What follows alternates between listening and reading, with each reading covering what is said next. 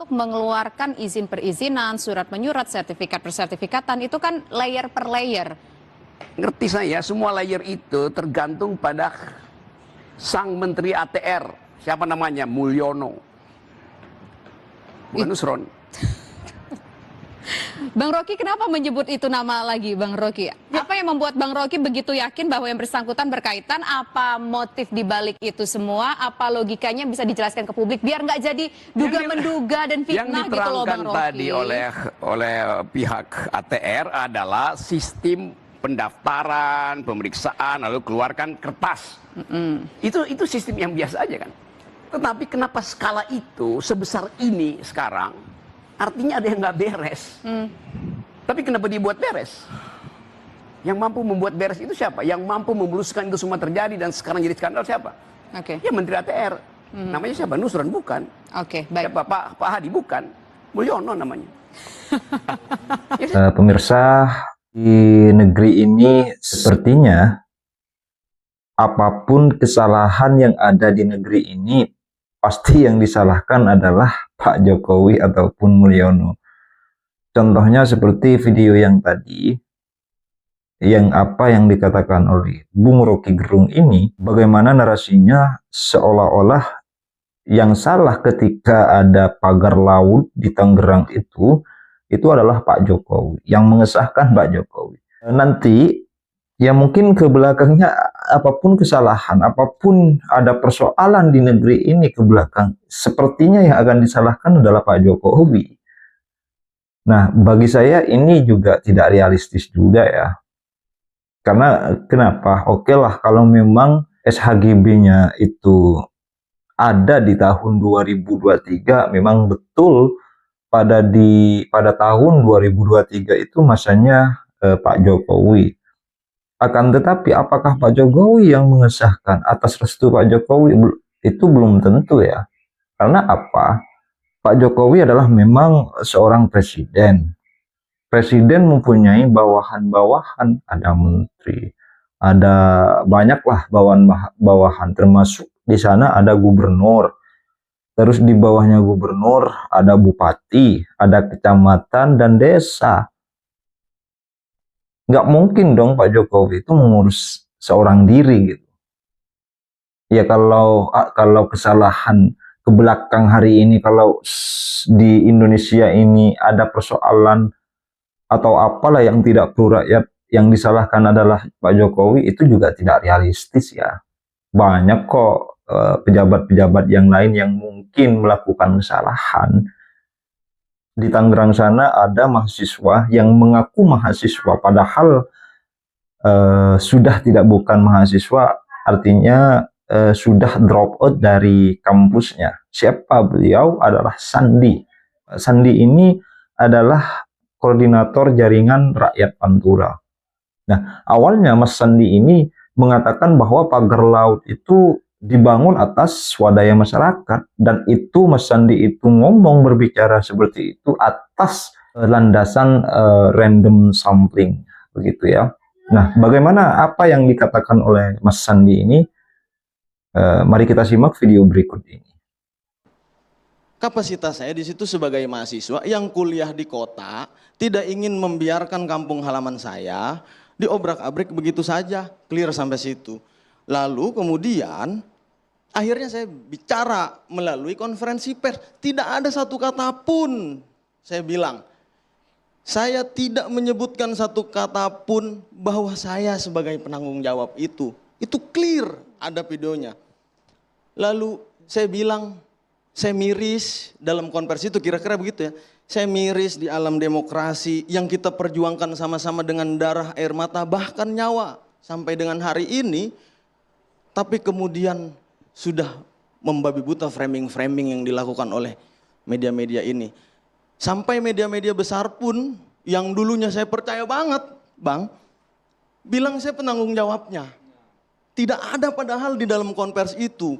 Sebentar, Mas Andi, narasinya mungkin bisa diputar karena hampir di seluruh media, ini media yang firm ya, media bukan media abal-abal, menyatakan bahwa iya betul JRP yang bertanggung jawab, yang mengaku memasang ini merupakan swadaya masyarakat nelayan setempat. Koreksi Mas kalau salah Mas, supaya ini tidak jadi hoax. Saya tidak tahu ya cara kemudian media ini bisa begitu segala macam. Yang jelas kan patokannya harusnya pada statement, pada doorstop. Kalau konvers ya konversnya, segala macam kan seperti itu. Saya ingat betul, bahkan saya putar berkali-kali videonya, tidak ada saya menyebutkan hal seperti itu. Kapasitas saya adalah meluruskan informasi. Kalau tadi katanya ada setengah PA, bahwa Tuhan menciptakan makhluk berpasang-pasangan, ada baik, ada buruk. Tidak boleh juga kita bilang ini baik, baik terus. Tidak boleh juga kita bilang buruk, buruk terus. Lalu kami melakukan random sampling. Sebelum kita masuk pada konvers, kita lakukan tuh random sampling. Ada berapa nelayan yang ditanyai Mas? Oh, masyarakat bukan hanya nelayan. Masyarakat ada Begitu. berapa banyak? Ya kalau masyarakat di pesisir itu berjuta-juta ya. Ada berapa desa berarti? Oh. Yang random sampling itu tadi kan? Ya tersebar di beberapa desa, tentu tidak sampai ke Pontang. Oke. Karena belum sampai sana begitu kira-kira. Boleh disebutkan Mas nama desanya Mas? Agar kita Misalnya, pahamin nelayan mana? Di desa Karangserang, Oke. lalu di desa Keronjo juga ada. Nelayan juga kan bukan 1-2 orang, banyak.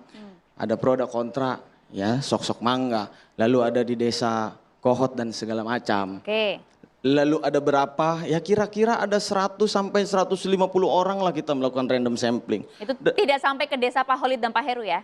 Pak Holid itu kan di Pontang setahu saya. Tidak ya berarti ya? Oh iya, Oke. tidak. Nah lalu kemudian saya bilang dalam random sampling tersebut ya kita tanya tentang eksistensi objek tersebut. Gitu. Ada yang jawab tahu, ada yang jawab tidak dan segala macam. Lalu ada yang menjawab, saya tanya ini dari mana, kan tidak mungkin seperti kisah-kisah Candi Prambanan yang dibangun oleh segala macam, tidak mungkin kan tiba-tiba ada. Lalu oh swadaya masyarakat dan segala macam. Oh swadaya ya, saya pikir lagi, lalu bisa jadi juga swadaya, kan seperti itu. Karena di negeri ini dalam membeli pesawat pertama di negeri ini juga swadaya setahu saya di Aceh, begitu Berarti kira-kira. yang diajukan Mas Sandi ke nelayan dan juga masyarakat, pertanyaannya sifatnya tertutup, hanya iya tidak? Atau ada juga pertanyaan terbuka yang kalian mendukung nggak dengan adanya pagar laut ini? Saya nggak sampai situ, Oke. karena framingnya pagar ini misterius dan segala macam. Tahu atau tidak, sumbernya dari mana, kan itu aja kira-kira. Tapi clear itu dijelaskan oleh para nelayan yang Anda tanyai bahwa ini adalah swadaya. Pakai Masyarakat uang ya? kami sendiri. Masyarakat, oke? Masyarakat. Oke. Ada juga dari sebagian mereka yang nelayan kan? Ya ada, Oke. itu kita juga ada. Ada juga organisasiran kita yang nelayan ada juga. Jadi ya inilah dalam demokrasi gitu yang kita cintai sama-sama. Lalu kemudian ya random sampling. Kalau bayangan kita kayak ini loh, apa survei pemilu dan segala macam, tidak ada juga tuh nama-namanya. Saya juga tidak tahu ketika saya bertanya, saya tidak berhak dong menghakimi yang menjawab. Misalnya, kamu tahu nggak ini eksistensi objek tersebut? Ah bohong lu, kan gitu nggak mungkin saya begitu kan. Kamu tahu nggak ini dan segala macam, nggak mungkin.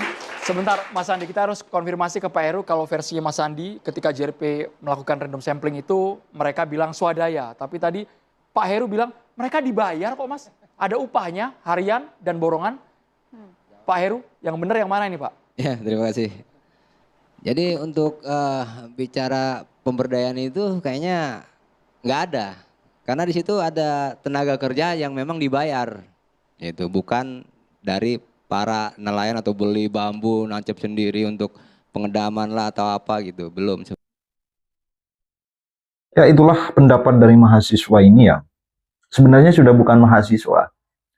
Sebenarnya sudah drop out dari kampusnya dan anggaplah lebih dari batas 14 semester. Artinya sudah mahasiswa tua lah yang sudah tidak pantas di kampus. Nah, oleh pendapat seorang mahasiswa ini, katakanlah Mas Sandi ini, bahwasanya seolah-olah pagar laut ini dibangun oleh swadaya masyarakat. Padahal yang katanya Pak Pak Syahid itu bahwasanya nggak mungkin masyarakat nelayan membeli bambu berapa juta bambu kita hitung aja ada berapa miliar nanti ketika dijumlahkan. Contoh misalkan 15 per satu bambu, 15.000 per satu bambu. Nanti hitung-hitungannya berapa, dan itu puluhan hektar yang dipagar itu puluhan hektar. Nah, apa yang dikatakan oleh Sandi ini, koordinator jaringan rakyat Pantura ini, sebenarnya juga tidak masuk akal juga ketika ditarik lagi kepada kenyataan. Yang diukur itu, yang di pagar laut itu bukan jarak sedikit atau pendek, tapi memang panjang dan berpuluh-puluh hektar. Artinya pasti ini adalah orang-orang pengusaha yang sengaja untuk membangun ini dan dan ingin menguasai laut tersebut. Ya mungkin itu, terima kasih. Jangan lupa untuk di like, subscribe, dan tulis komentar kalian. Assalamualaikum warahmatullahi wabarakatuh.